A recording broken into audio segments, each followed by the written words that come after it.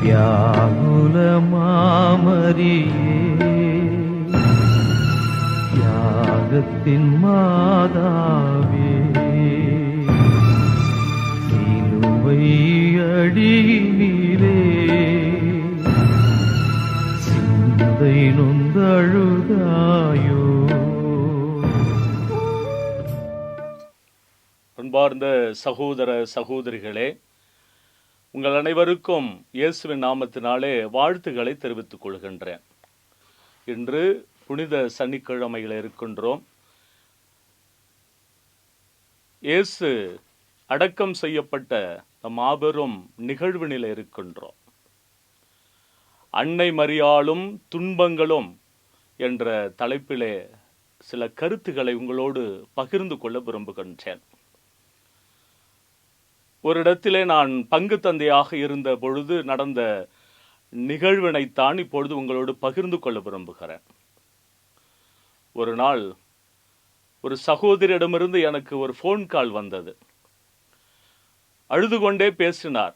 Father சீக்கிரம் வாங்க என்று அழுது கொண்டே பேசினார்.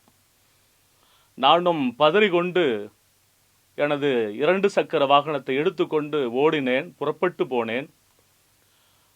அந்த சாலையிலே பெரும் கூட்டம் கூடியிருந்தது. எல்லோரும் பெரும் ஒப்பாரி வைத்து அழுது புலம்பிக் கொண்டிருந்தார்கள். எனக்கு ஒன்றுமே புரியவில்லை. ஏன் அழுது கொண்டிருக்கிறார்கள் என்று நான் அவர்களிடத்தில் கேட்டேன். அப்பொழுதுதான் சொன்னார்கள், இந்த தாயினுடைய மகன் சாலை விபத்திலே இறந்து போய்விட்டான் ஃபாதர் என்று. திடுக்கிட்டேன், அதிர்ச்சி அடைந்தேன். அந்த சகோதரனுடைய அருகிலே போய் நின்றவுடன் கதறி அழுதார். எனக்கு மிகவும் பெரும் துன்பமாக இருந்தது. அந்த அழுகின்ற நேரத்திலும் அந்த சகோதரி சொன்ன வார்த்தைகள், நான் யாருக்கு என்ன தீங்கு செய்தேன், நான் யாருக்கு என்ன குறை செய்தேன், நான் யாருக்கு என்ன பாவம் செய்தேன், எனக்கு ஏன் கடவுள் இப்படிப்பட்ட துன்பத்தை எனக்கு கொடுத்தார் என்று வேதனையில அழுதார். அந்த சகோதரிக்கு ஒரே ஒரு மகன். அந்த ஒரே மகனும் அந்த சாலை விபத்திலே இறந்து போய்விட்டான். தன் இறந்து கிடந்த மகனை பார்த்து ஒப்பாரி வைத்து அழுது கொண்டிருக்கிறார். இந்த துயரம், இந்த துன்பம் என் மனதை ஆழமாக பாதித்தது. ஏனென்றால் அவர்கள் பைபிளை படிப்பார்கள், தினமும் திருப்பலிக்கு வருவார்கள். ஞாயிறு திருப்பலி மட்டுமல்ல, தினமும் திருப்பலிக்கு வருவார்கள், ஜெபமாலை சொல்லுவார்கள், வாசகம் படிப்பார்கள், ஆன்மீகத்திலே முழுமையாக ஈடுபடுவார்கள். கணவன் மனைவி இருவருமே சேர்ந்து ஈடுபடுவார்கள். ஆனால் இப்படிப்பட்ட ஒரு நிகழ்வு, இப்படிப்பட்ட ஒரு துன்பம் அவர்களை வெகுவாக பாதித்தது. அந்த நிகழ்வு முடிந்த பிறகு அந்த வீட்டிற்கு நான் சென்றேன். அந்த சகோதரியிடம் நான் சொன்ன அந்த 7 வசனங்களைத்தான் இப்பொழுது உங்களோடு பகிர்ந்து கொள்ள விரும்புகின்றேன். துன்பம். இந்த துன்பங்களை பற்றி விவிலியத்திலே நிறைய வசனங்கள் இருக்கின்றன. அதில் 7 வசனங்களை மட்டும் அந்த சகோதரனிடத்தில் சொன்னேன். அந்த 7 வசனங்களைத்தான் இப்பொழுது உங்களோடு பகிர்ந்து கொள்ள விரும்புகிறேன். முதலாவதாக சபை உரையாளர் 7ஆம் அதிகாரம் 14வது வசனத்திலே குறிப்பிடுகின்ற வசனம். சபை உரையாளர் 7ஆம் அதிகாரம் 14வது வசனம். துன்பம் வந்தால் நம்முடைய வாழ்க்கையில என்ன நினைத்து கொள்ள வேண்டும் இங்கு அழகாக குறிப்பிடப்படுகிறது. நான் சொல்லுகின்ற ஆறுதலான வார்த்தைகள் பொய்யாக கூட இருக்கலாம், அல்லது ஏதோ பேச வேண்டும் என்ற ஒரு நோக்கத்திற்காக கூட நான் பேசலாம். ஆனால் ஆண்டவர் தருகின்ற அந்த வார்த்தை, துன்பங்கள் மத்தியிலே ஆண்டவர் தருகின்ற ஆறுதலான வார்த்தைகள் தான் அந்த சகோதரியை திடப்படுத்தியது. அந்த 7 வசனங்களிலே முதல் வசனம்தான் இந்த வசனம். சபை உரையாளர் 7ஆம் அதிகாரம் 14வது வசனம். துன்பம் வரும்போது நீ நினைவில் கொள்ள வேண்டியது, அடுத்து என்ன நடக்கும் என்பதை நீ தெரிந்து கொள்ளா வண்ணம் கடவுள் இன்பத்தையும் துன்பத்தையும் மாறி மாறி வரவிடுகிறார். அடுத்து என்ன நடக்கப் போகிறதோ நாம் நினைப்பதற்குள்ளாகவே ஆண்டவர் இன்பத்தையும் துன்பத்தையும் மாறி மாறி வரவிடுக. எவ்வளவு அழகான அற்புதமான வசனம்.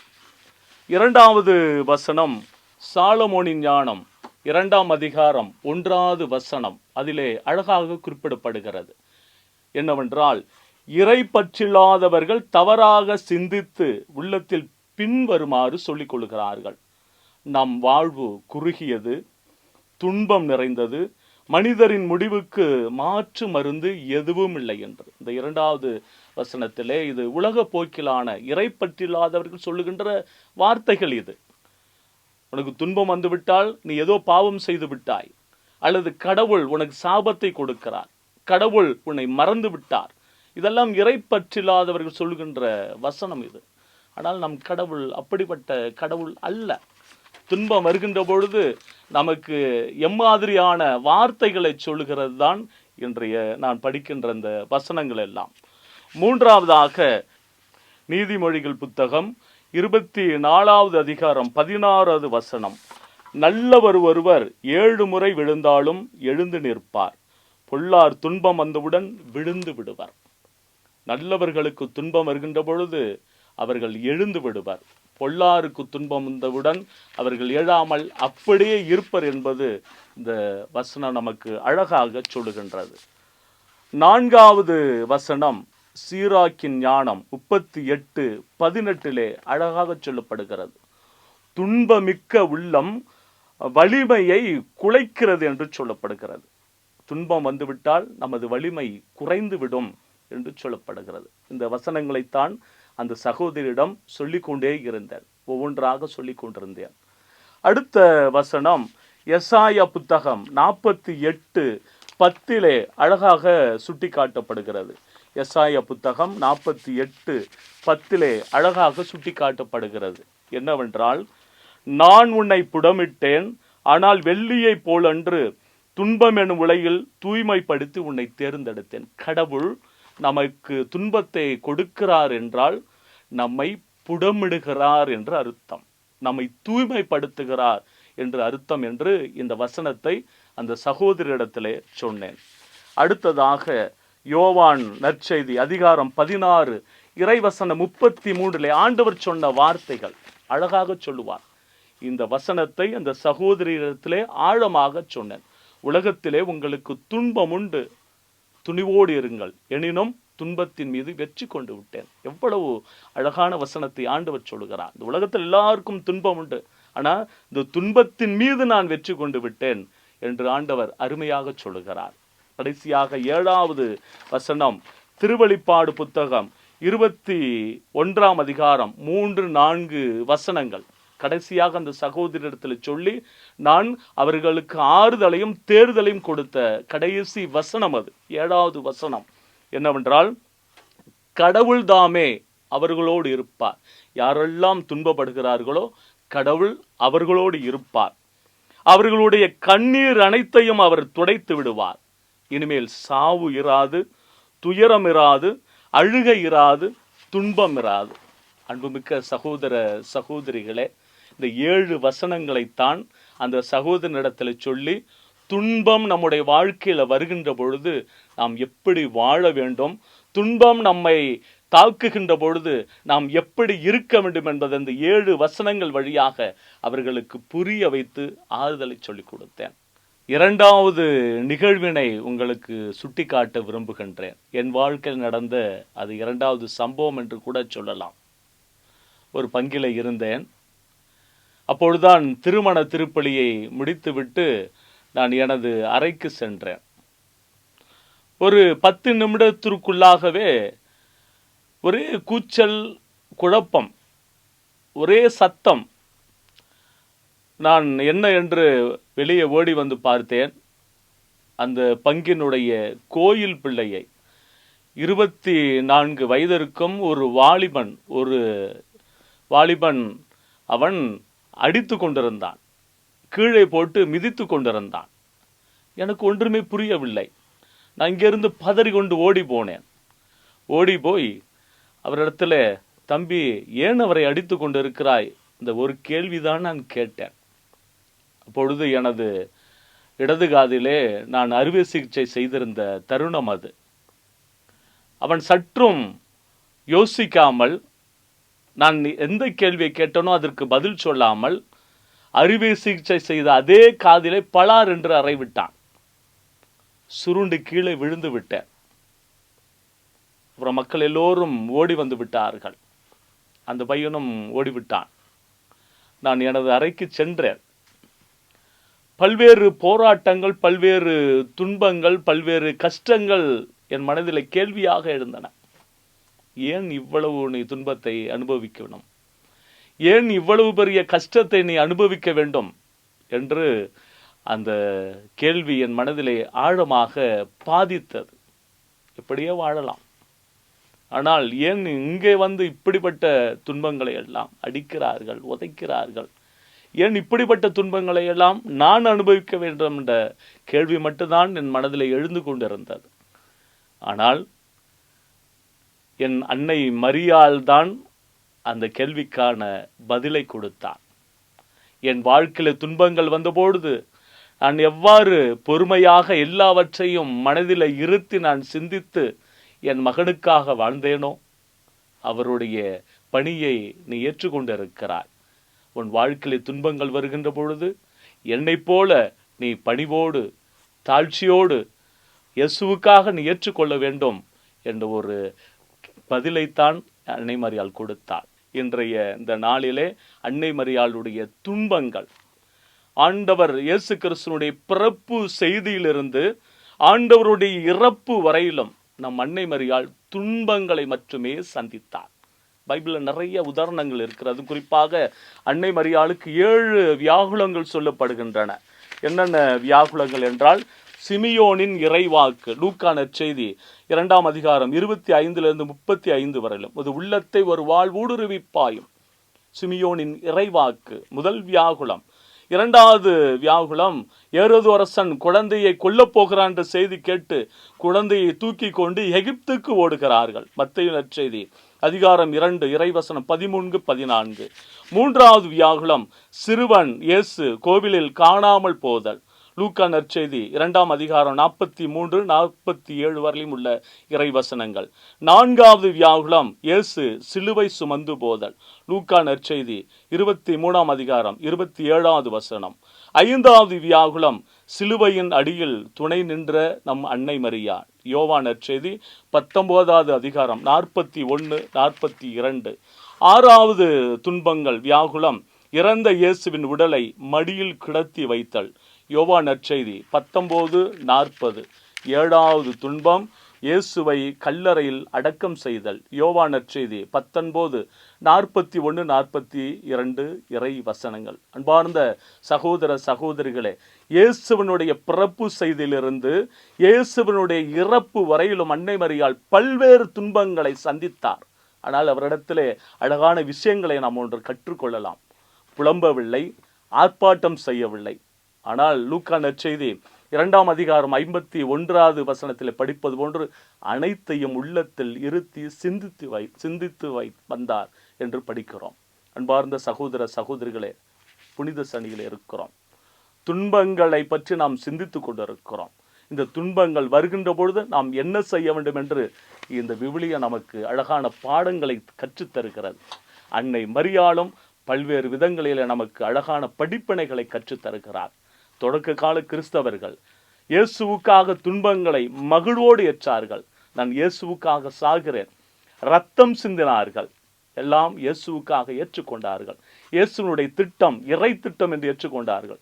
அன்னை மரியாளும் தன்னுடைய வாழ்க்கையில் துன்பம் வந்த பொழுது இறை திட்டம் இயேசுவுக்காக ஏற்றுக்கொண்டார். இன்றைய நாளிலே நாமும் நம்முடைய வாழ்க்கையில் துன்பம் வருகின்ற பொழுது இயேசுவுக்காகவும் இறை திட்டத்திற்காகவும் ஏற்றுக்கொள்ள வாழ உங்களை அன்போடு அழைக்கின்றேன், வாழ்த்துகின்றேன். ஒரு சில வினாடிகள் கண்களை மூடி ஆண்டவரிடத்தில் ஜெபித்துக் கொள்வோம்.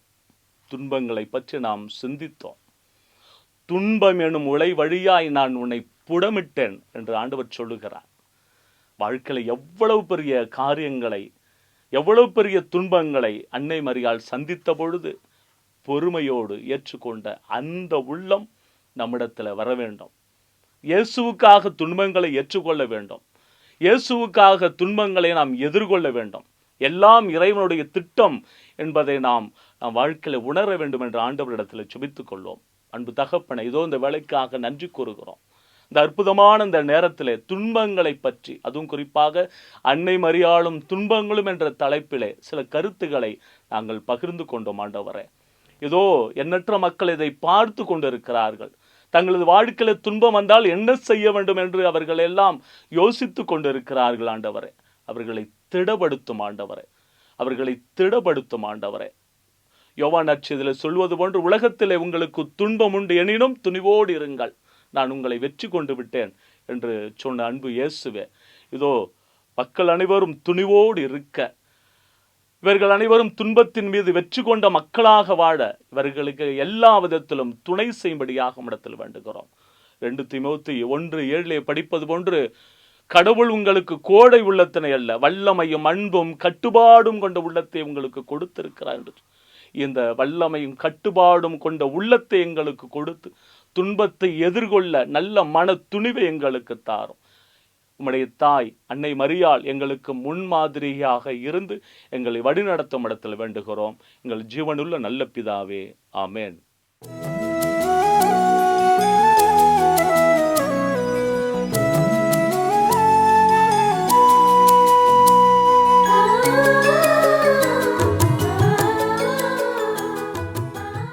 கிறிஸ்து இயேசுவில் பிரியமான சகோதர சகோதரிகளே, ஆரோக்கிய அன்னையினுடைய அன்பு பிள்ளைகளே, தவக்காலத்தின் புனித வாரமாகிய பெரிய சனிக்கிழமை இன்று உங்கள் அனைவரையும் இந்த ஜெயா பிளஸ் தொலைக்காட்சி வழியாக சந்திப்பதிலே பெருமகிழ்ச்சி கொள்கின்றேன். உங்கள் அனைவருக்கும் என்னுடைய காலை வணக்கம். பிரியமானவர்களே, இன்றைய நாளிலே நாம் இயேசு உண்மையாகவே இறைமகன் என்ற தலைப்பிலே சிந்திக்க இருக்கின்றோம். பிரியமானவர்களே, இயேசு உண்மையிலே இறைமகன் என்ற கூற்றானது பல நூற்றாண்டுகளாக விவாதத்திற்கு உரியதாக இருந்து வந்தது. கத்தோலிக்க கிறிஸ்தவர்களாகிய நாம் இயேசு உண்மையிலே இறைமகன் என்று விசுவசிக்கின்றோம். இதற்கு என்னென்ன ஆதாரங்கள் இருக்கின்றது? அதன் அடிப்படையிலும் இயேசு உண்மையிலே இறைமகன் என்று விசுவசித்தால் நாம் என்ன செய்ய வேண்டும் என்பதையும் இந்த பதிவிலே உங்களோடு பகிர்ந்து கொள்ள விரும்புகின்றேன். முதலாவதாக, இயேசு உண்மையிலேயே இறைமகன் என்பதற்கு தந்தையாகிய கடவுளும் இயேசுவும் புனிதர்களும், குறிப்பாக திருத்துதர்களும் சான்று பகர்ந்திருக்கின்றார்கள். தந்தையாகிய கடவுளுடைய சான்றை மத்தேயு நற்செய்தி 3ஆம் அதிகாரம் 17வது திருவசனத்திலே நாம் பார்க்கின்றோம். இவரே என் அன்பார்ந்த மைந்தர், இவர் பொருட்டு நான் பூரிப்படைகின்றேன் என்று சொல்லி இயேசுனுடைய திருமுழுக்கின் பொழுது கடவுளுடைய சான்று நமக்கு கொடுக்கப்படுகின்றது. இரண்டாவதாக, இயேசுனுடைய சான்று யோவான் நற்செய்தி 5ஆம் அதிகாரம் 17 18 வரை உள்ள திருவசனங்களிலே இந்த நிகழ்வானது பெத்சாய்தா குளத்திலே உடல்நலமற்றவர் நலமடைகின்ற நிகழ்விலே யூதர்கள் அவருக்கு எதிராக சான்று பகிர்கின்ற பொழுது இவ்வாறாக வாசிக்கின்றோம்.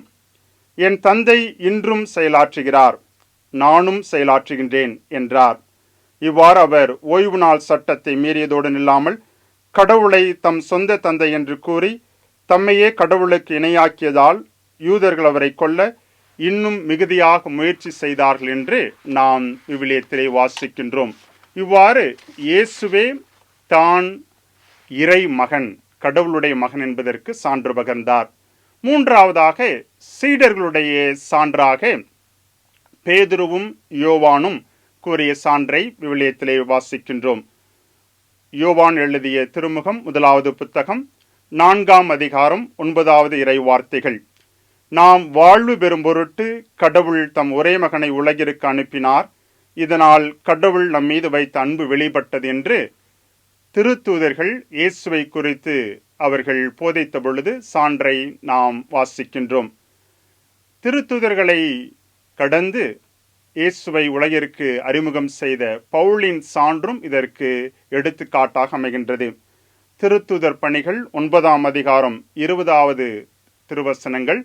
குறிப்பாக சவுல் தமஸ்கு நகரிலே போதித்த பொழுது, பவுலாகிய இருந்த பொழுது அவர் கடவுளுக்கு சான்றாக இந்த வார்த்தையை சொல்லுகின்றார். உடனடியாக அவர் இயேசுவே இறைமகன் என்று தொழுகை கூடங்களில் பறைசாற்றத் தொடங்கினார்.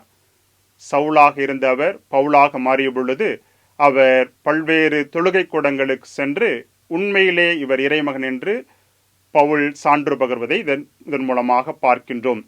இவ்வாறாக இந்த தந்தையாகிய கடவுளுடைய சான்றும் இயேசுனுடைய சான்றும் திருத்தூதர்கள் பவுலடியாருடைய சான்றும் இவர் உண்மையிலேயே இறைமகன் என்பதற்கு ஆணித்தனமான ஆதாரங்களாக அமைகின்றது. இதுவே நம்முடைய விசுவாசமாகவும் அமைகின்றது. பிரியமானவர்களே, சான்றுகளை நாம் தெரிந்து கொண்ட நாம் இப்பொழுது இயேசு கிறிஸ்து எப்பொழுது இறைமகனாக இருந்தார் சிந்தித்து பார்க்க இருக்கின்றோம். இயேசு கிறிஸ்து முக்காலங்களிலும் இறைமகனாக இருந்தார் என்பதற்கு விவிலியம் நமக்கு சான்றாக அமைகின்றது. இயேசுனுடைய தன்மையை குறித்து நாம் சிந்திக்கின்ற பொழுது நம்முடைய விசுவாசம் இயேசு இறை தன்மையிலும் மனித தன்மையிலும் விளங்கினார் என்பது நம்முடைய விசுவாசமாக இருக்கின்றது. காலங்களை மூன்றாக நாம் பிரித்து இயேசுனுடைய வழிகாட்டுதலை வாழ்வை பார்க்கின்றோம். உலகம் தோன்றிய முதல் இயேசு கிறிஸ்து பிறந்தது வரை இது முதலாவது காலமாக இருக்கின்றது. இந்த காலத்திலே இயேசு கிறிஸ்து எத்தகைய தன்மையிலே விளங்கினார் என்றால் அவர் இறை தன்மையில் மட்டும், மனித தன்மையில் அல்ல. அதற்கு சான்றாக யோவான் நற்செய்தி 1ஆம் அதிகாரம் 1வது திருவசனம், தொடக்கத்தில் வாக்கு இருந்தது, அவ்வாக்கு கடவுளோடு இருந்தது, அவ்வாக்கு கடவுளாயும் இருந்தது என்பதை யோவான் நற்செய்தியாளர் பதிவு செய்கின்றார்.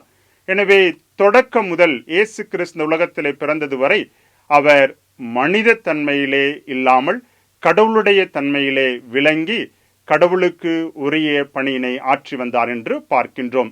இரண்டாவது காலமாக இயேசு பிறந்தது முதல் இயேசு விண்ணகம் சென்றது வரை உள்ள காலத்தை நாம் கணக்கிட்டு பார்க்கின்றோம். அந்த காலங்களிலே இயேசுனுடைய தன்மை இரண்டு தன்மையாக இருந்தது. அவர் மனித தன்மையிலும் இருந்தார், கடவுளுடைய தன்மையிலும் இருந்தார் என்பதற்கு விவிலியம் நமக்கு சான்றாக அமைகின்றது. பிலிப்பியருக்கு எழுதிய திருமுகம் 2ஆம் அதிகாரம் 9வது திருவசனங்களிலிருந்து 11வது திருவசனங்கள் வரை இவ்வாறு வாசிக்கின்றோம். உயிர்ப்பின் வழியாக தந்தையாம் கடவுள் தம் மகனை அனைத்திற்கு மேலாக உயர்த்தி ஆண்டவர் என மாட்சிப்படுத்தினார் என்று நாம் விவிலியத்திலே வாசிக்கின்றோம். இவ்வாறாக கடவுள் அவரை உயர்த்தினார், ஆண்டவர் என்று, தன்னுடைய மகனை ஆண்டவர் என்று உயர்த்தினார். இவ்வாறு அவர் மனித தன்மையிலும் கடவுள் தன்மையிலும் விளங்கியதை பார்க்கின்றோம். மூன்றாவதாக இயேசு விண்ணகம் சென்றது முதல் இந்நாள் வரை வருகின்ற காலங்களிலும் அவர் எப்படி இருக்கின்றார் என்றால் அவர் இறை தன்மையில் மட்டும்தான் இருக்கின்றார் என்பதை விவிலியம் நமக்கு சுட்டி காட்டுகின்றது. இதைத்தான் நாம் அழகாக இவ்வாறு சொல்லுகின்றோம். தான் உலகில் தொடங்கிய கடவுளுடைய அரசை கண்காணித்து உலக முடிவில் நடுவராக தன் அரசை நிறைவுபடுத்த வரும் மாட்சியுள்ள கடவுளின் மகன் இயேசு கிறிஸ்து என்று வாசிக்கின்றோம். 2ஆம் கொரிந்தியர் 5வது அதிகாரம் 10வது திருவசனம், ஏனெனில் நாம் அனைவரும் கிறிஸ்துவின் நடுவர் இருக்கை முன்பாக நின்றாக வேண்டும். அப்பொழுது உடலோடு வாழ்ந்த பொழுது நாம் செய்த நன்மை தீமைக்கு கைமாறு பெற்றுக் கொள்ளுமாறு ஒவ்வொருவரின் செயல்களும் வெளிப்படும். எனவே கடவுளாகிய இயேசு கிறிஸ்து 2ஆம் முறை உலகிற்கு வந்து நடுவராக நம்மை தீர்ப்பிடுவார். எனவே அவர் விண்ணகம் சென்றது முதல் நடுவராக இந்த உலகிற்கு வருகின்றவரை அவர் இந்த உலகத்தை வழிநடத்துகின்றார் என்பதற்கு இது சான்றாக அமைகின்றது. எனவே கிறிஸ்து இயேசுவில் பிரியமானவர்களே, இயேசு உண்மையிலேயே இறைமகன் என்பது முக்காலத்திற்கும் பொருந்தும் என்பதை நாம் தெளிவாக உணர்ந்து கொண்டுள்ளோம். இவ்வாறு இயேசு உண்மையிலே இறைமகன், முக்காலத்திற்கும் உரியவர் என்று அறிந்து விசுவசிக்கின்ற நாம் நம்முடைய வாழ்க்கையை எப்படி மாற்றிக்கொள்ள வேண்டும் என்பதற்கு இந்த தவக்காலம், குறிப்பாக இந்த புனித வாரம் நமக்கு ஒரு சவாலாக ஒரு கேள்வியை எழுப்புகின்றது. நான் இயேசுவை உண்மையிலேயே இறைமகன் என்று நம்புகின்றேன். என்னுடைய வாழ்க்கை எப்படிப்பட்டதாக இருக்க வேண்டும் என்பதுதான் அந்த கேள்வி.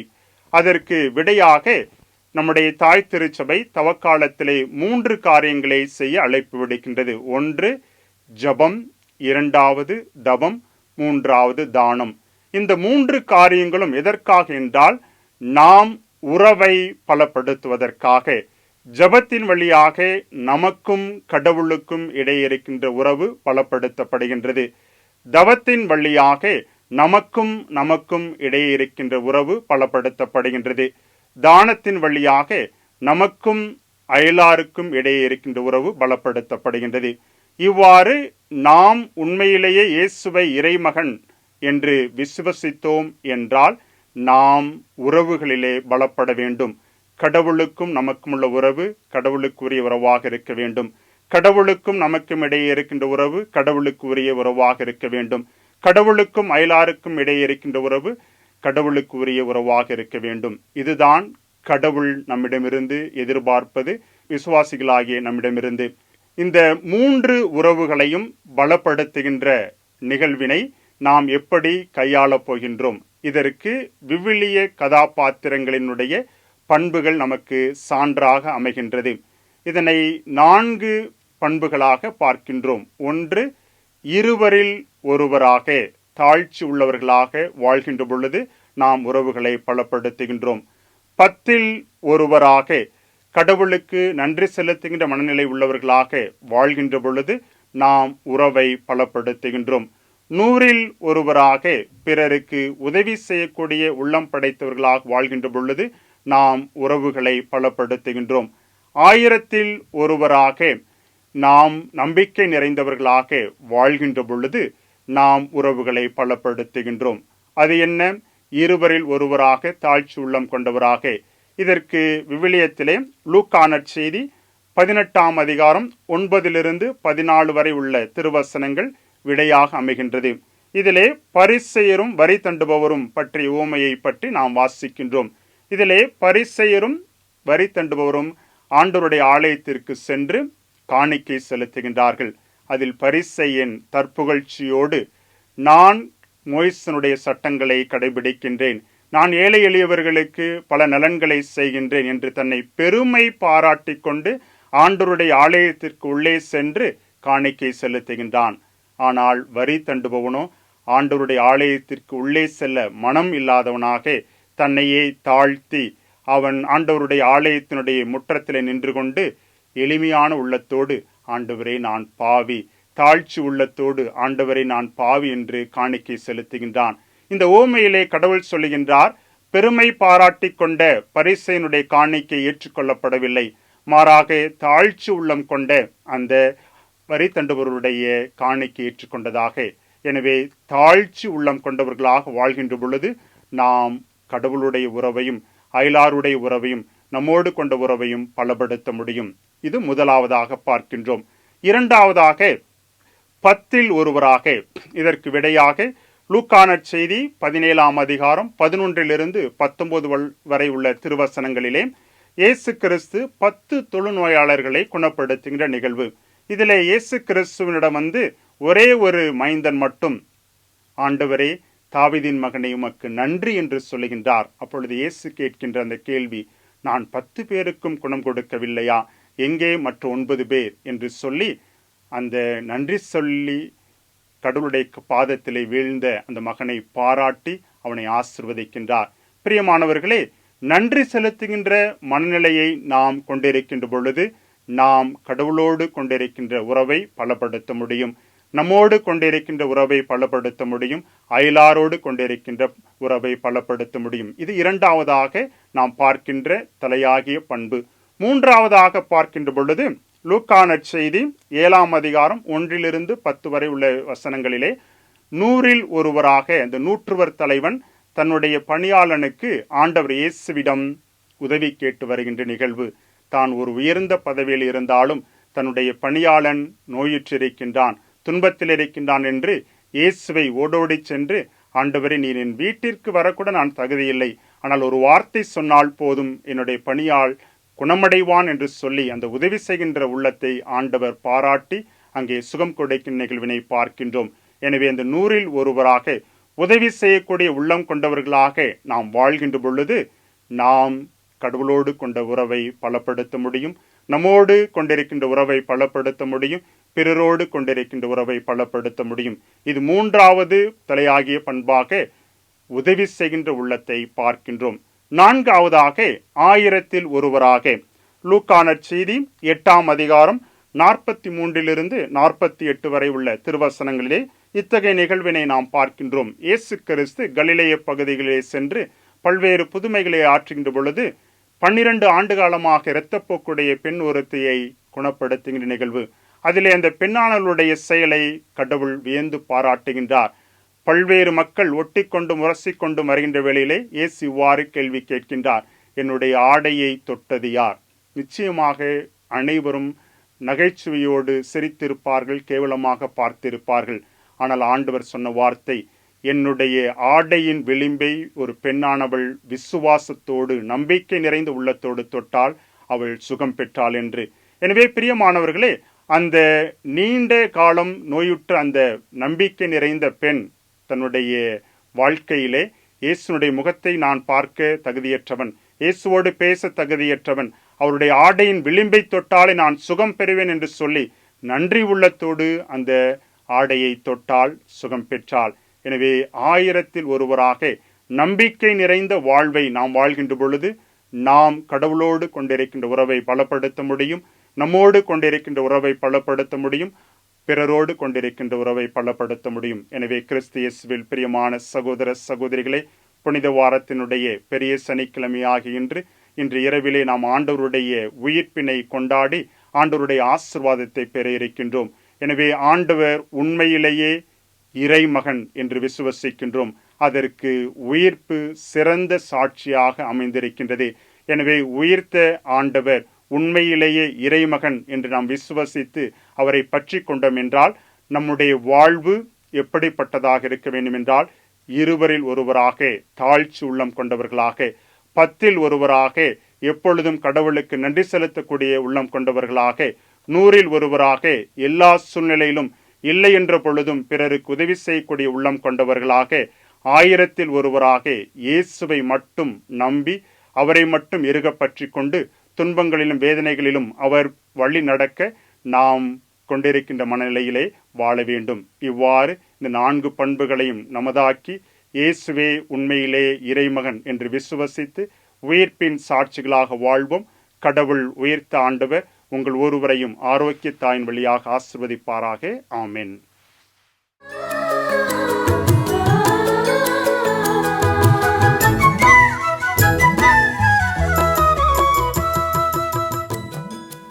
ஆரோக்கிய அன்னையின் அன்பு பக்தர்களே, உங்கள் அனைவருக்கும் திருத்தல பேராலயத்திலிருந்து வணக்கங்களையும் வாழ்த்துக்களையும் அன்போடு தெரிவித்துக் கொள்கின்றோம். அன்னையினுடைய பக்தர்களே, இந்த நாளுக்காகத்தான் நாம் இந்த 40 நாட்களாக காத்து வந்தோம்.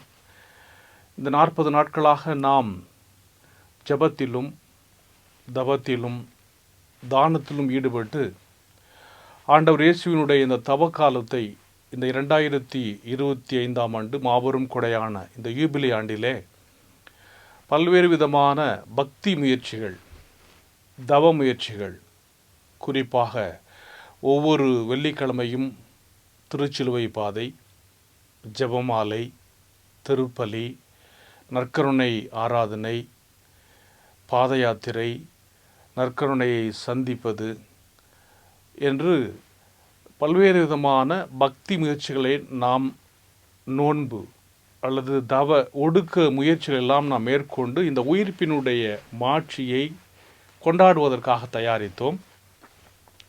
அந்த ஒரு உயிர்ப்பின் மாட்சியினுடைய 3வது, இந்த பாஸ்கா விழாவின் 3வது பெரிய நாள் அல்லது பெருவிழா என்பது இன்று நாம் இரவு கொண்டாட இருக்கின்ற புனித இரவில் பாஸ்கா திருவிழிப்பு, பாஸ்கா விஜில் என்று கொள்வார்கள். அன்னையினுடைய பக்தர்களே, தொடக்க கால திரு அவையில் வெகு விமரிசையாக கொண்டாடப்பட்டது. ஏறக்குறைய 300 ஆண்டுகளாக ஆண்டவருடைய இந்த உயிர்ப்பு பெருவிழா தான் வெகு சிறப்பாக கொண்டாடப்பட்டது. இந்த உயிர்ப்பு பெருவிழாவுக்காக மக்கள், குறிப்பாக கிறிஸ்தவர்கள், படிப்படியாக ஆண்டவர் இயேசுவின் மீது நம்பிக்கை கொண்டு கிறிஸ்தவர்களாக மாறிக்கொண்டதனாலும் உலகம் முழுவதிலும் கிறிஸ்தவ எண்ணிக்கை பரவி கொண்டிருந்ததினாலே இந்த கிறிஸ்தவர்கள் கிறிஸ்துவை ஏற்றுக்கொள்ளுகின்ற, கிறிஸ்துவின் மீது நம்பிக்கை கொள்ளுகின்ற அல்லது கிறிஸ்துவை தன்னுடைய கடவுளாக ஏற்றுக்கொள்கின்ற அந்த தருணங்கள், நாட்கள் அதிகமாகிக் கொண்டே இருந்தன. அதனால்தான் ஆதி கிறிஸ்தவர்கள், தொடக்ககால கிறிஸ்தவர்கள் இந்த 40 நாட்கள் உண்ணா நோன்பிருப்பார்கள். கிறிஸ்தவ புதுமுக நிலையினர் என்று சொல்லுகின்ற அந்த மக்கள் இந்த 40 நாட்களாக சாக்கு உடை உடுத்தி, கடும் தவம் புரிந்து, தவசு செய்து, தங்களையே ஒடுக்கி அவர்கள் இதுக்காக தயார் செய்வார்கள். காரணம், அவர்கள் இன்று இரவு திருமுழுக்கு பெற வேண்டும். எனவே இந்த குறிப்பாக பெரும் தண்டனை பெற்றவர்கள், இந்த பப்ளிக் பெனிட்டன்ட் நாம் ஏற்கனவே கேள்விப்பட்டிருக்கிறோம். அவர்கள் இந்த 40 நாட்கள் உண்ணா அந்த கடும் தவ முயற்சிகளுக்கு பிறகு பெரிய வியாழன் அன்று திரு அவையிலே அவர்கள் ஏற்றுக்கொள்ளப்படுவார்கள். அவர்களை விலக்கி வைத்திருந்தவர்கள் பொழுது ஏற்றுக்கொள்ளப்பட்டு அவர்கள் ஆண்டவருடைய அந்த இரக்கத்தை பெறுவதற்காக, திருமுழுக்கு பெறுவதற்காக என்று இந்த பாஸ்கா திருவுழிப்பு வெகு விமரிசையாக கிறிஸ்துவ மக்களிடையே கொண்டாடப்பட்டது. அதனால் கிறிஸ்தவர்கள் நம்பிக்கையிலே பெருகி கொண்டிருந்தார்கள். அந்த நாள் தான் நாம் இன்று அன்னையினுடைய திருத்தல பேராலயத்தில் இன்று இரவு சரியாக 10:45 மணிக்கு நாம் இந்த புனித இரவில் பாஸ்கா திருவுழிப்பை நாம் கொண்டாடுகின்றோம். எனவே இந்த நேரத்தில் நான் உங்களோடு இந்த பாஸ்கா திருவுழிப்பு, புனிதவரில் பாஸ்கா திருவுழிப்பு, பாஸ்கல் விஜில், இந்த ஆண்டவருடைய உயிர்ப்பு வழிபாட்டினுடைய அர்த்தத்தை இப்பொழுது நான் உங்களுக்கு பகிர்ந்து கொள்ள விரும்புகிறேன்.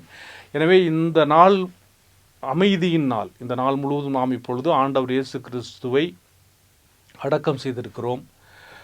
ஆதி கிறிஸ்துவர்களைப் போல கிறிஸ்துவினுடைய உயிர்ப்புக்காக நாம் காத்து கொண்டிருக்கிறோம். ஒரு நம்பிக்கையோடு காத்திருக்கின்ற ஒரு அமைதியான நேரம், ஆண்டவர் துயில் கொள்ளுகின்ற ஒரு நாள் இந்த நாள். இது ஒரு துக்க நாளாக இருக்கின்றது. அதனால்தான் உலகெங்கும் அமைதி, ஆலயமும் அமைதி, ஆலயங்கள் எல்லாமே வெறுமையாக, பலிபீடங்கள் எல்லாமே வெறுமையாக விடப்பட்டிருக்கும். இன்றைய நாளினுடைய வழிபாடு 4 பிரிவுகளாக பிரிக்கப்பட்டிருக்கின்றது. காரணம் என்னவென்றால், தொடக்ககால கிறிஸ்தவர்களும் சரி அல்லது இஸ்ராயல் மக்களும் எவ்வாறு இந்த பாஸ்கா விழாவை கொண்டாடினார்கள் என்பதற்காக இந்த வழிபாட்டு முறையை நாம் அறிந்து கொண்டு இதை பற்றி இந்த நாள் முழு சிந்தித்து இன்று இரவு நாம் நடைபெற இருக்கின்ற அந்த பாஸ்கா திருவுழிப்பு வழிபாட்டிலே பங்கெடுப்போம். எனவே இருளினுடைய பிடியில், மரண நிழலில் ஆண்டவர் இயேசு மரித்து விட்டார். அடிமையினுடைய ஆதிக்கத்தில் வாழ்ந்த இஸ்ராயேல் மக்களுக்கு கடவுள் தாம் தேர்ந்து கொண்ட மோசே வழியாக விடுதலை கொடுக்கின்றார். இஸ்ராயேல் மக்கள் விடுதலை பெறுகின்றார்கள். இது பழைய பாஸ்கா. அதே போல ஒலியின் பாதையிலே அவர்களை வழிநடத்தி சென்று பாலும் தேனும் பொலியும் கானான் தேசத்திலே கரை சேர்த்து மக்களை பேருவகை கொள்ளச் செய்கின்றார் இஸ்ராயலுடைய கடவுள். அந்த மக்களுக்கு விடுதலை பெற்று அந்த விழாவை அவர்கள் அர்த்தமுடன் கொண்டாடுவதற்கு வழிவகை செய்கிறார். எனவே புதிய இஸ்ராயலாகிய நாம் ஆண்டவர் இயேசுவோடு இணைந்து, ஆண்டவர் இயேசு நமக்காக பட்ட அந்த பாடுகளை தியானித்த நாம், நிச்சயமாக கட்டாயமான நிறைய துன்பங்கள் இருக்கும். ஆனால் அந்த துன்பங்கத்தை யாரும் அங்கேயே சிதைத்து அடக்கி வைத்துவிட முடியாது. கடைசியிலே அந்த இறுதியிலே லட்சியம் மட்டுமே வெல்லும் என்பதை ஆண்டவர் இயேசு கிறிஸ்து தன்னுடைய உயிர்ப்பின் மூலமாக வெளிப்படுத்தியிருக்கிறார். புதிய இஸ்ராயேல் நாம், அவர்கள் கானான் தேசத்தை அடைந்தார்கள். இப்பொழுது நாம் கிறிஸ்துவினுடைய இந்த உயிர்ப்பின் மூலமாக இருளிலிருந்து ஒளிக்கும், சாவிலிருந்து வாழ்விற்கும் கடந்து சென்று கடவுளை வழித்துணையாக நம்முடைய வாழ்வாக கொண்டு நமது பயணத்தை நாம் தொடர்கின்றோம். அப்ப இதுதான் நமது பாஸ்கா, கிறிஸ்துவின் மூலமாக நாம் தொடங்குகின்ற பயணம். எனவே நம்முடைய பாடுகளும் நம்முடைய துன்பங்களும் நம்மை கடந்து போகும், நமக்கு ஒரு புத்துயிர் கிடைக்கும், ஒரு புதுவாழ்வு பெற்று எழுவோம் என்ற நம்பிக்கையில்தான் இந்த புனித இரவில் பாஸ்கா திருவிழிப்பு சடங்குகள் நமக்கு அர்த்தத்தை கொடுக்கின்றன. ஏற்கனவே சொன்னதைப் போல இந்த வழிபாடு 4 பகுதிகளாக, முதலிலே திருவொலி வழிபாடு, இரண்டாவது இறை வார்த்தை வழிபாடு, மூன்றாவது திருமுழுக்கு வழிபாடு, நான்காவது நற்கருணை வழிபாடு என்று 4 பிரிவுகளை கொண்டிருக்கின்றது. எனவே இந்த புனிதமான இரவில் கிறிஸ்தவர்களாகிய நாம் பங்கெடுக்கின்றோம். உலகம் முழுவதும் இந்த இரவிலே பங்கெடுக்கப் போகின்றார்கள். திருவழி வழிபாடு தான் இன்றைய எல்லா ஆலயத்தினுடைய எல்லா விளக்குகளும் அணைக்கப்பட்டிருக்கும். ஒரு இருள் அங்கே சூழ்ந்திருக்கிறது. இந்த நேரத்திலே இப்போது ஒலி வழிபாடானது தொடங்குகிறது. மின்விளக்கெல்லாம் அணைக்கப்பட்டு அந்த தீயானது, புது தீயானது மந்திரிக்கப்படுகிறது. காரணம் என்னவென்றால், இந்த இருள்மயமான நேரத்திலே தொடக்க நூல் 1:3 கடவுள் முதலில் படைத்தது ஒளியைத்தான். அன்று முதலில் இன்று வரை ஒலியானது இவ்வுலகை ஆட்சி செய்து கொண்டிருக்கிறது. நம்முடைய வாழ்க்கையினுடைய ஒரு முக்கிய அங்கமாக மாறிவிட்டது. இந்த ஒலி யார் என்றால், சாவிலிருந்து வாழ்விற்கு உயிர்த்தெழுந்த நம் ஆண்டவர் இயேசு கிறிஸ்துவை சுட்டி காட்டுகின்றது. ஆக இயேசு இந்த ஒலியை, பாவம் மரணம் என்னும் இருளை போக்கி கடவுளுடைய பிள்ளைகளாக நம்மை வழிநடத்தி செல்கின்றார். நம்முடைய உள்ளங்களில் இயேசு தனது அன்பு தீயை மூட்டுகிறார். எனவே நம்மில் இறை அன்பும் பிறர் அன்பும் சுடர்விட்டு எரிய வேண்டும் என்பதற்காகத்தான் நாம் இந்த புதிய நெருப்பை மந்திரிக்கிறோம். அது பீடத்திலிருந்து ஒரு நடுப்பகுதியில் வைக்கப்பட்டிருக்கும். இந்த புது தீயானது புனிதப்படுத்தப்பட்டு அதிலிருந்து பாஸ்காத்திரியானது பற்ற வைக்கப்படுகிறது. இந்த பாஸ்காத்திரி தேனீக்களது உழைப்பாலான மெழுகிலிருந்து உருவாகும். இந்த பாஸ்காத்திரி இதிலிருந்து நாம் பல விளக்குகளை ஏற்றிட அது ஒளி கொடுக்கிறது. அங்கிருந்து தான் அந்த புது தீயிலிருந்து பாஸ்காத்திரி பற்ற வைக்கப்படுகிறது. அதிலிருந்து நாம் மற்ற எல்லோரும் அந்த எரிகின்ற திரியை நாம் கையிலே பிடித்துக் கொள்கின்றோம். தேனீக்கள் தந்தது மெழுகு, மெழுகிலிருந்து உருவானது பாஸ்காத்திரி. இந்த பாஸ்காத்திரியானது எரிவதால் ஒளி தருகிறது. அதே போலவே கடவுளின் திருமகனாகிய நம் ஆண்டவர் இயேசு கிறிஸ்து இந்த மனுக்குல வாழ்வுக்காக தன்னையே கையளித்தது வாழ வைக்கும் நிகழ்வு. எனவே அவரே உலகின் ஒளியாக இருப்பதை நாம் மாபெரும் கொண்டாட்டமாக இந்த ஒளி வழிபாட்டிலே நாம் கொண்டாடுகின்றோம். அதனால்தான் குரு இந்த ஒளி வழிபாட்டிலே அந்த பாஸ்காத்திரியை மந்திரித்து இறைவன் அதனை ஆஸ்வதிக்குமாறு ஜெபிக்கின்றார். இது அந்த பாஸ்காத்திரியினுடைய மந்திரிப்பு சடங்கு. இரண்டாவது, இந்த பாஸ்காத்திரி அதாவது ஆண்டவர் இயேசு கிறிஸ்து, உயிர்த்த ஆண்டவர் இயேசு கிறிஸ்துவை குறிக்கின்றது. அதனால் அதன் மீது, அந்த பாஸ்காத்திரியின் மீது குருவானவர், பங்கு தந்தை, அருள் பணியாளர் எழுத்தாணியால் சிலுவை அடையாளம் வரைந்து இயேசுனுடைய சிலுவைக்கும் உயிர்ப்புக்கும் உள்ள உறவை உணர்த்துகின்றார். ஆண்டவர் இயேசு உயிர்த்திட்டாரு, இந்த சிலுவை இப்பொழுது மாட்சிப்படுத்தி விட்டது, அதை உணர்த்துறாரு. அதனால் தமிழ் எழுத்தாகிய அகரம் என்ற முதல் எழுத்தையும் நகரம் என்ற இறுதி எழுத்தையும் அங்கே எழுதி நம்ம ஆண்டவர் இயேசு கிறிஸ்து அனைத்திற்கும் தொடக்கமாக இருக்கிறார், முடிவாக இருக்கிறார் என்பதை உலகிற்கு நமக்கு அறிவிக்கின்றார். பிறகு இரண்டாவதாக, அந்த 4 கோணங்களிலும் நிகழும் ஆண்டினுடைய எண்களை எழுதி 2025 என்று எழுதி, எதுக்காக அதை எழுதுகிறார் என்றால், இந்த ஆண்டு முழுவதும் இந்த உயிர்த்த ஆண்டவர் இயேசுனுடைய அந்த வெளிச்சம், அந்த ஒளி நமக்கு இருக்கிறது. எனவே நாம் வளமாக, சீரோடும் சிறப்போடும் புத்துணர்ச்சி பெற்று வாழ வேண்டும். இந்த ஆண்டை ஆண்டவர், உயிர்த்த ஆண்டவர் ஆஸ்வதிக்க வேண்டும் அர்த்தத்திலே தான் அவர் இந்த ஆண்டை எழுதுகின்றார். அப்புறம் பாஸ்காத்திரி வைக்கப்பட்டுள்ள அந்த சிலுவையிலே 5 மணிகளை பதிப்பார்.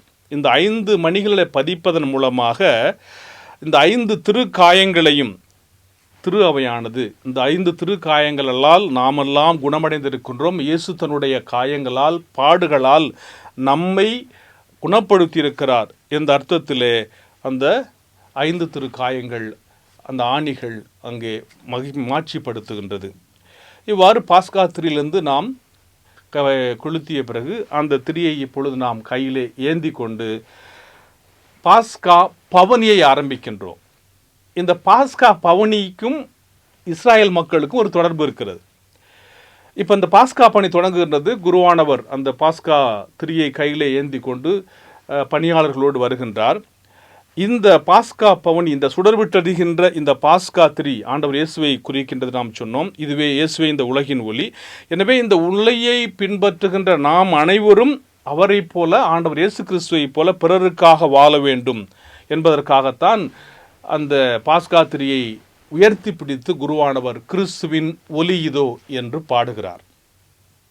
இது பாஸ்கா பவனி ஆரம்பமாகிறது. பிறகு பாஸ்கா புரணி முதல் முறையாக பாடுகின்றார், இரண்டாவது முறையாக பாடுகின்றார், மூன்றாவது முறையாக பீடத்தினுடைய நடுப்பகுதிக்கு வந்து மக்களை பார்த்து அவர் பாடுகின்ற போது பீடத்தினுடைய விளக்குகள் எல்லாம், மின் விளக்குகள் எல்லாம் அங்கு ஒளிவிக்கப்படுகின்றன. ஒரு பிரகாசமான ரம்மியமான ஒலி வெள்ளத்திலே நாம் அங்கே மீள்கிறோம். இந்த நேரத்தில் பாஸ்கா புகழுரையானது பாடப்படுகிறது. இந்த பாஸ்கா புகழுரை என்பது மகிழ்ச்சியோடு பாடப்படுகிறது. காரணம் என்னவென்றால், இஸ்ராயல் மக்கள், எகிப்திய அடிமைத்தளத்தில் இருந்த இஸ்ராயல் மக்கள் எகிப்தினுடைய அடிமைத்தளத்திலிருந்து விடுதலை பெற்று செங்கடலை கடந்து வந்த அந்த இஸ்ராயல் மக்கள் மிகுந்த ஆனந்தத்தோடு இறைவனை பாடி புகழ்ந்தார்கள். ஏன்னா அவங்க 450 ஆண்டுகளுக்கு பிறகு விடுதலை பெற்றிருக்கின்றார்கள். இன்று நாம், புதிய இஸ்ராயலாகிய நாம், தனது ஒரே மகனின் உயிர்ப்பு வழியாக நம்மை பாவத்தினின்று ஆண்டவர் இயேசு தன்னுடைய பாடுகளால் மீட்டு அருள் வாழ்விற்கு அழைத்து சென்றிருக்கிறார் என்று கடவுளுடைய வல்ல செயலை நாம் நினைவு கூர்ந்து பாஸ்கா புகழரை பாடுகிறோம். இஸ்ராயேல் மக்கள் 450 ஆண்டு காலம் அடிமைகளாக இருந்தார்கள். 40 ஆண்டுகள் வந்து பாலும் தேனும் தேசத்தை அடைந்து கடவுளுடைய வல்ல செயலை புகழ்ந்து பாடினார்கள். ஆண்டவர் இயேசு பாடுகள் பெற்று நமக்கு மீட்பை பெற்று தந்தார். எனவே ஆண்டவர் இயேசு நமக்கு செய்த வல்ல செயல்களை இணைத்து நாம் மெழுகுதிரிகளை கையிலே ஏந்தி கொண்டு இந்த பாஸ்கா புகழுரையை நாம் பாடுகின்றோம். அப்பொழுது ஆண்டவருடைய வல்ல செயல்கள் அந்த பாஸ்கா புகழுரை வழியாக நமக்கு எடுத்து சொல்லப்படுகின்றன. நாம் இறைவனை போற்றி புகழ்ந்தவர்களாக எரியும் திரிகளை அணைந்து கொண்டு இந்த முதல் நிலையிலே பாஸ்கா புகழை முடிக்கின்றோம். இப்பொழுது இன்றைய வழிபாட்டினுடைய 2வது பகுதி இது வந்து இறை வாக்கு வழிபாடு. இன்று 9 வாசகங்கள் இருக்கும் அல்லது 5 வாசகங்கள் இருக்கும். அந்த சூழலுக்கு ஏற்ப திரு அவையானது அதை மாற்றிக்கொள்ளும். மக்கள் எல்லாம் மெழுகுதிரி அணைத்து விட்டு அங்கே அமர்கிறார்கள். இந்த பழைய ஏற்பாட்டிலே இஸ்ராயல் மக்கள் இரவு நேரங்களில் கண் விழித்து, ஏன்னா கடவுள் தங்களுக்கு செய்ததெல்லாம் நினைச்சு பார்த்து கண் விழித்து கடவுள் தங்களுக்கு செய்த மாபெரும் செயல்களை விவிலியத்திலே வாசித்து திருப்பாடல்களை பாடி ஜெபித்தார்கள். கடவுள் உங்களுக்கு செய்த காரியத்தை நினைச்சு கடவுளுடைய வளர்ச்சி நினைச்சு ஜெபிச்சாங்க.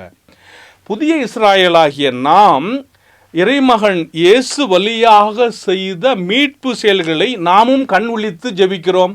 இதுதான் பாஸ்கா விஜில், உயிர்ப்பு திருவிழிப்பு.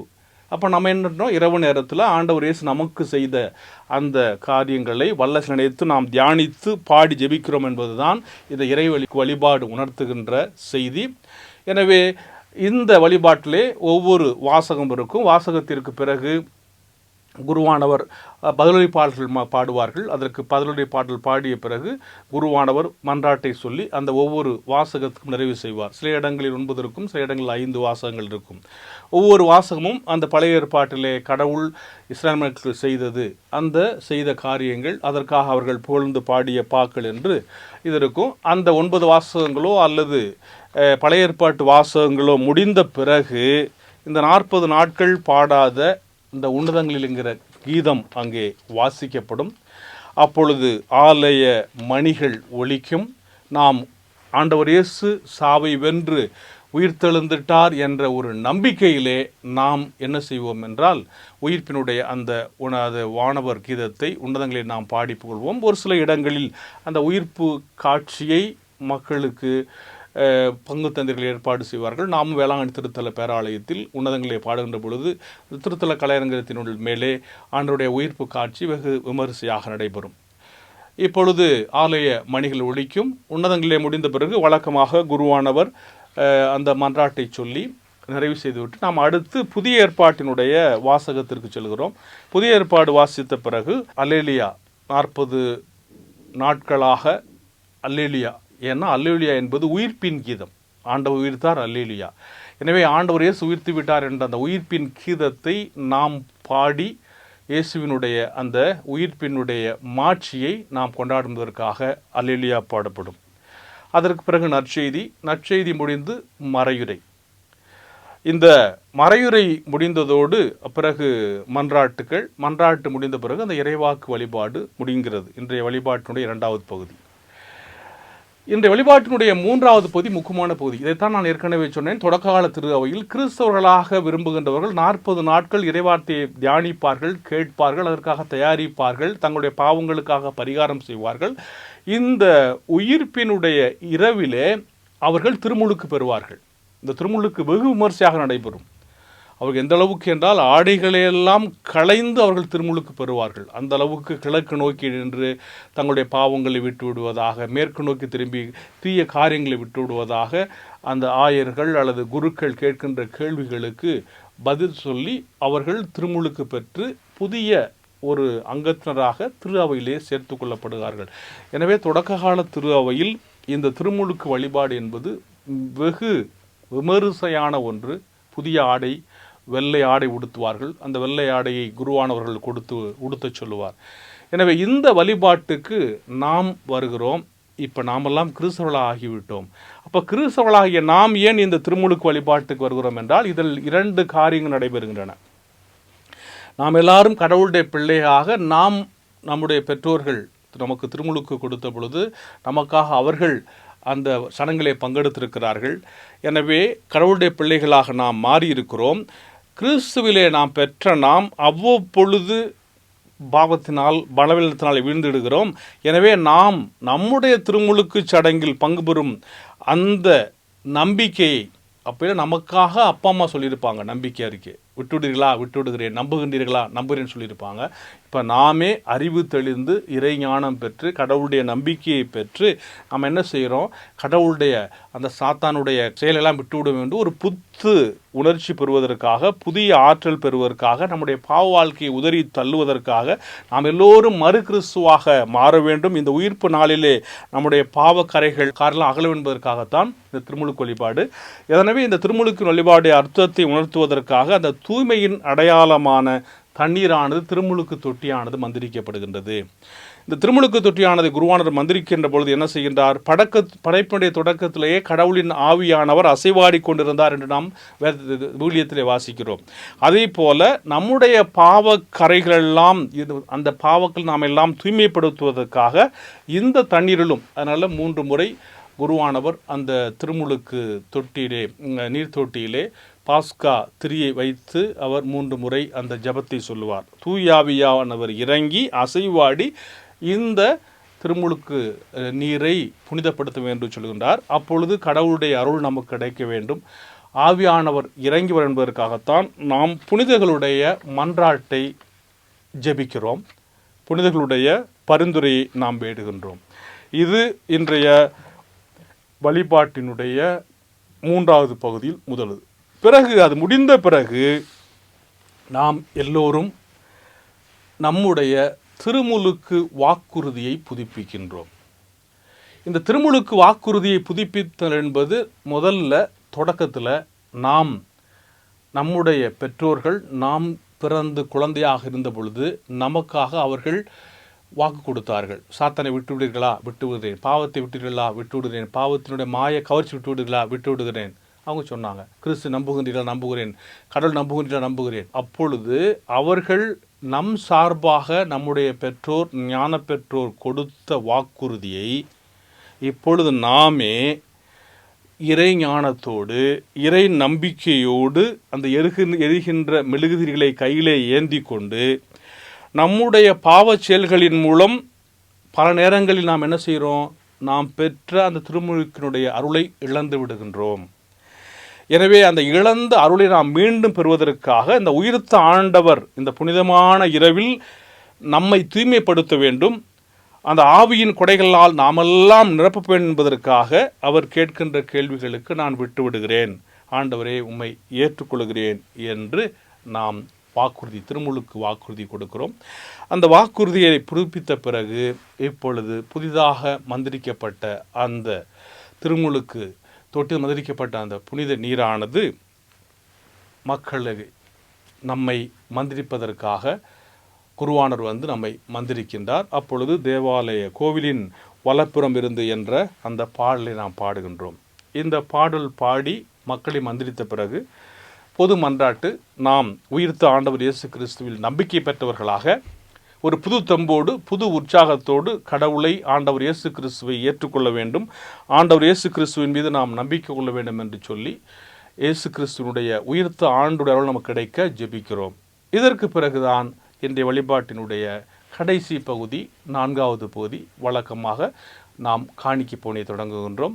இந்த உயிர்த்த புனித இரவில், இந்த புனித இரவினுடைய அந்த பாஸ்கா திருவிழிப்பில் ஆண்டவருடைய அந்த அப்பத்தையும் ஆண்டவருடைய அந்த இரத்தத்தையும் நாம் ஒப்பு கொடுத்து இந்த புனித பலியை, பாஸ்கா பலியை, பாஸ்கா விழாவினுடைய பலியை நாம் கொண்டாடி ஆண்டவர் இயேசு கிறிஸ்துவினுடைய உயிர்ப்பின் மாட்சியிலே நாம் பங்கு பெறுவதாக இந்த 4வது வழிபாடு நற்கருணை வழிபாடாக இருக்கின்றது.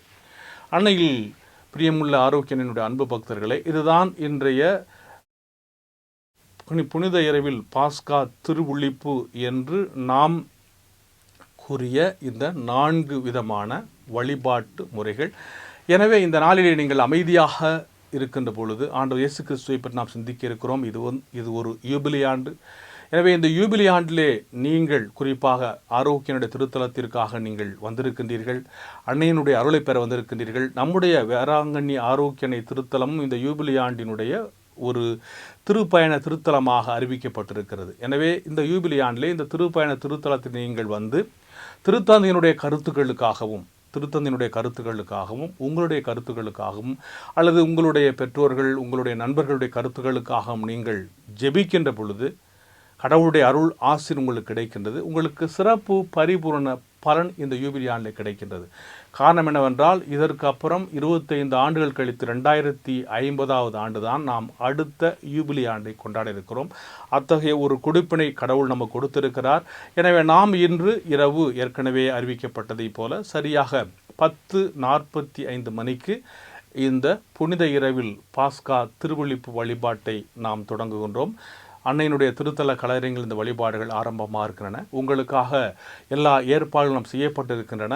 எனவே அன்னையினுடைய பக்தர்களை பங்கெடுக்க வேண்டும். ஆக இன்றைய வழிபாடு, இந்த உயிர்த்த கிறிஸ்துவினுடைய நாம் வழிபாடு இருளில் தொடங்கிய இன்றைய திருச்சடங்குகள். ஏன்னா நம்ம வழிபாடு ஆரம்பிக்கிறதுக்கு முன்னாடி எல்லாமே இருளில் இருந்தது. இருளில் தொடங்கிய இன்றைய திருச்சடங்குகள் இப்பொழுது பேரொளியில் நிறைவு பெறுகின்றது. ஏன்னா உலகமே நம்முடைய ஆலயம் முழுவதும் பிரகாசமாக ஒளியினுடைய வெள்ளத்திலே மிதந்து கொண்டிருக்கின்றது. ஆக இந்த இரவு நாம் ஏற்கனவே பாஸ்கா புகழிலே பாடியதைப் போல ஒரு பேறு பெற்ற இரவு, உயிர்த்த கிறிஸ்துவை சந்தித்து நாம் உள்ளம் மகிழ்ந்த இரவு, கொண்டாடிய இரவு, மீட்பின் வரலாற்றில் எவ்வாறு இறைவன் அந்த இஸ்ராயல் மக்களோடு கூட இருந்தார் என்பதை நாம் கண்டு அனுபவித்த இரவு, அந்த ஆற்றல் மிகுந்த இறைவன் நமது நம்பிக்கையின் நாயகராம் கிறிஸ்துவை உயிர்த்தெழச் செய்தார். அந்த உயிர்த்த ஆண்டவரை நம்முடைய வாழ்வின் ஆற்றலாக அணிந்து கொண்டிருக்கின்ற நாம் துணிந்து நன்மைகளை செய்ய நாம் புறப்படுவோம். நம்முடைய கடமைகளை ஒரு புத்தெழுச்சியோடு, புதிய ஆற்றலோடு, நம்பிக்கையினுடைய பாதையிலே நாள்தோறும் ஆண்டவருடைய பாதையிலே நாம் பயணிக்கின்ற பொழுது இந்த 2025ஆம் ஆண்டினுடைய இந்த பாஸ்கா உயிர்ப்பு ஞாயிறு நமக்கு ஒரு மாபெரும் மகிழ்ச்சியை தருகின்ற ஒரு ஞாயிறாக இருக்கின்றது. எனவே அத்தகைய இந்த உயிர்ப்பினுடைய விழாவிலே நீங்கள் எல்லோரும் பங்கெடுத்து அன்னையினுடைய அருளை, ஆசிரியரை பெற்றுச் செல்ல வேண்டும் என்று அன்னையுடைய திருத்தலத்தில் உங்களுக்கு வாழ்த்துக்களை சொல்லுகின்றோம். உயிர்த்த ஆண்டவர் இயேசு கிறிஸ்து உங்களோடு கூட இருந்து என்றும் உங்களுக்கு அருள் வளமும் பொருள் வளமும் ஆரோக்கியம் தந்து வழிநடத்த வேண்டும் என்று உங்களுக்காக ஜெபிக்கிறோம். எனவே உயிர்த்த ஆண்டவருடைய அந்த மாட்சியில் நீங்கள் என்றும் இந்த ஆண்டு முழுவதும் இந்த யூபிலி ஆண்டில் வளர உங்கள் அனைவருக்கும் உயிர்ப்பு பெருவிழா நல்வாழ்த்துக்களை அன்போடு தெரிவித்துக் கொள்கிறோம். இயேசுவுக்கே புகழ், இயேசுவுக்கே நன்றி, மரியே வாழ்க.